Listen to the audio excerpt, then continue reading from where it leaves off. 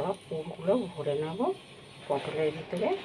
এই দেখো আমার সব পুর ভরা রেডি। তেলটা গরম হয়ে গেছে, পুর ভরা পটলগুলো আমি একটু ফ্রাই করে নেব।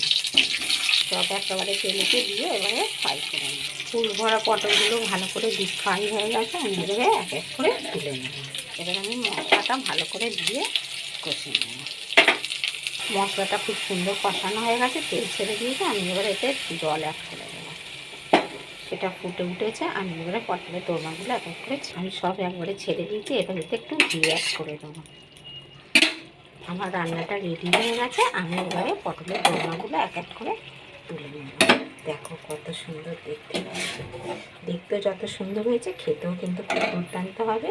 এটা ভাত, রুটি, পরোটা সবার সঙ্গেই খেতে পারবে। আর যদি ভালো লাগে চ্যানেলটা সাবস্ক্রাইব করবে।